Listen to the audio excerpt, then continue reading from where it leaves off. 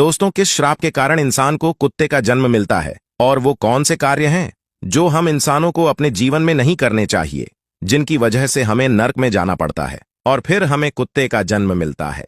दोस्तों, हिंदू ग्रंथों के अनुसार इस धरती पर रहने वाले सभी मनुष्यों को मृत्यु के बाद उसके कर्मों के अनुसार अलग अलग योनि में जन्म मिलता है। कुछ धर्म ग्रंथों में यह भी कहा गया है कि जो मनुष्य अपने जीवन में बहुत अधिक पाप करते हैं उन्हें एक ऐसी योनि में जन्म मिलता है जिसमें वे अपना दर्द किसी दूसरे को बता नहीं सकते और ना ही किसी के साथ बांट सकते हैं। और दोस्तों, आज मैं आपको यही बताऊंगा कि आखिर वो कौन से कार्य हैं जो एक मनुष्य को अपने जीवन काल में कभी नहीं करनी चाहिए, नहीं तो कुत्ते का जन्म मिलता है।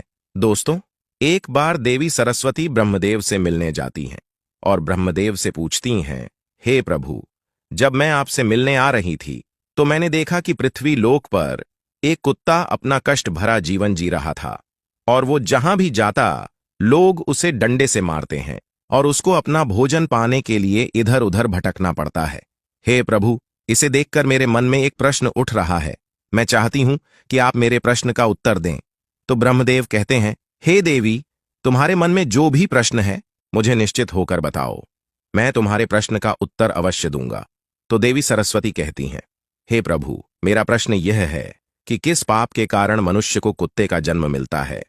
तो ब्रह्मदेव मुस्कुराते हुए कहते हैं, हे देवी, आज मैं आपको एक कथा सुनाता हूं जिसे सुनकर आपको आपके प्रश्न का उत्तर अवश्य मिल जाएगा, इसलिए कहानी को पूरे मन से सुनना। तो देवी सरस्वती कहती हैं, आप कथा को सुनाइए प्रभु, मैं पूरे मन से कथा को अवश्य सुनूंगी। तो कथा को सुनाते हुए ब्रह्मदेव कहते हैं, एक समय की बात है जब भगवान श्री राम अपनी सभा में बैठे हुए थे, तभी उन्हें एक कुत्ते की रोने की आवाज सुनाई दी। तभी सभा में मौजूद द्वारपाल ने कुत्ते को वहां से भगा दिया और अगले दिन फिर से वही कुत्ता उसी स्थान पर आकर रोने लगा। द्वारपाल ने इस बार भी उस कुत्ते को वहां से मारकर भगा दिया और सभा के तीसरे दिन भी वही कुत्ता उसी स्थान पर आकर फिर से रोने लगा। तो भगवान राम के मन में एक प्रश्न उठने लगा कि आखिर यह कुत्ता रोज रोज मेरे दरवाजे के बाहर ही क्यों रोता है। और भगवान राम ने उस कुत्ते से रोने का कारण जानना चाहा और द्वारपाल से कहा कि उस कुत्ते को यहां बुलाकर लाओ।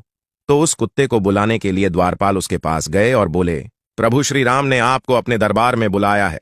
कुत्ता बोला, हे मुनिवर, मुझे एक ऐसी योनि में जन्म मिला है जिसका मंदिर, राजभवन, रसोई घर और गौशाला जैसे पवित्र स्थान पर जाना मना है।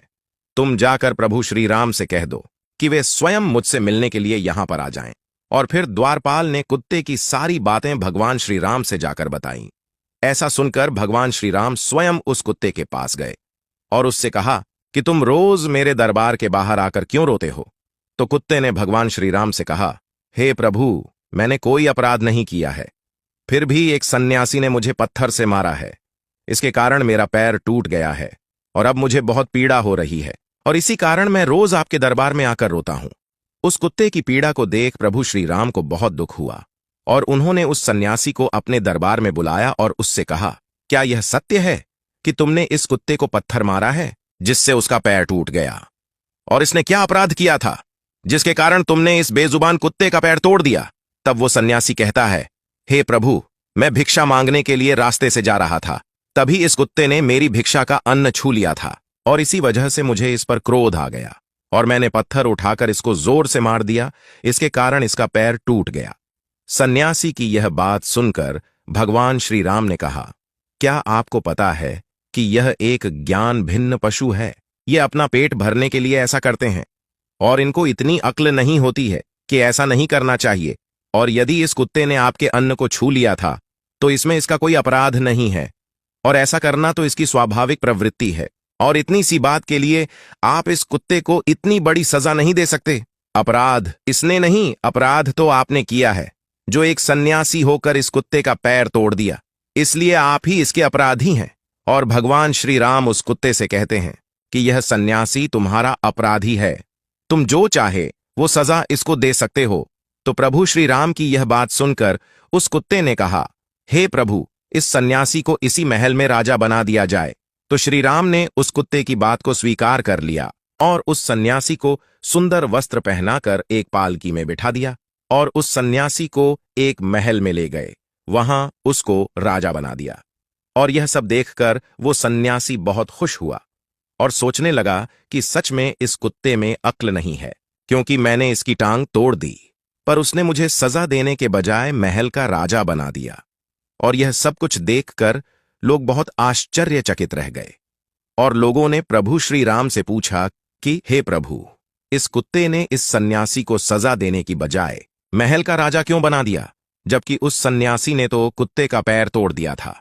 और गांव के लोगों की इस बात को सुनकर प्रभु श्री राम ने कहा, इस सवाल का जवाब आप लोगों को वो कुत्ता ही दे सकता है। तब सभी लोग उस कुत्ते के पास गए और उस कुत्ते से पूछा कि आपने उस सन्यासी के साथ ऐसा क्यों किया? उसे दंड देने के बजाय तुमने उसे महल का राजा बना दिया। तो कुत्ता मुस्कुराते हुए बोला, जानना चाहते हो कि मैं उस सन्यासी को सजा देने के बजाय उसे महल का राजा क्यों बना दिया? तो सुनो, यह अन्याय करने वाला राजा और घर पर पहुंचे याचक को भगाने वाला और दूसरे की संपत्ति को हड़पने वाला तथा किसी गरीब पर अत्याचार करने वाला मरकर दूसरे जन्म में कुत्ता ही बनता है। और यह एक सत्य है, इसमें कोई संकोच करने वाली बात नहीं है। और कुत्ते ने कहा, मैं भी पिछले जन्म में एक राजा था। मैं गरीबों को खूब सताया करता था और उनकी मेहनत का धन खूब हड़पता था। और मैं भी लोगों के साथ बहुत अन्याय करता था, अपने से छोटे लोगों पर खूब अत्याचार करता था। इसके कारण मुझे इस जन्म में कुत्ते का जन्म मिला है। और अब मैं अपने पाप का फल भोग रहा हूं। और मैंने उस सन्यासी को इसलिए राजा बनाया है ताकि उसे भी अगले जन्म में कुत्ते का जीवन मिले। तब उसे पता चलेगा कि कुत्ते की जिंदगी कैसी होती है, अपना पेट पालने के लिए कितने लोगों से मार खानी पड़ती है। और हम कुत्तों का जीवन आसान नहीं होता। कथा को आगे बताते हुए ब्रह्मदेव कहते हैं, हे देवी, यह वही लोग हैं जो पाप धोने के लिए गंगा जी में जाते हैं, किंतु वहां से आते ही फिर से पाप करना शुरू कर देते हैं। और फिर देवी सरस्वती कहती हैं, प्रभु, क्या गंगा जी में पाप नहीं धुलते हैं? तो ब्रह्मदेव मुस्कुराते हुए कहते हैं, गंगा जी में वही पाप धुलते हैं जो अनजाने में हो जाते हैं। जानबूझकर किए गए पाप कभी नहीं धुलते। और गंगा जी में स्नान करने से वही इंसान पवित्र होता है जिसका मन साफ हो और मन में कोई लालच ना हो। गंगा जी में छल कपटी इंसान का कुछ नहीं होता है। प्रत्येक मनुष्य को अपने कर्मों का फल अवश्य मिलता है। तो प्रिय मित्रों, इसीलिए आपसे हाथ जोड़कर अनुरोध है कि किसी भी जानवर को कष्ट ना दें। यदि कोई कुत्ता आपके घर पर आता है तो उसे यदि रोटी नहीं दे सकते तो उसे मारो भी मत, क्योंकि वो भी एक जीव है, उसे भी दर्द होता है। और ईश्वर आपके पापों को देख रहा है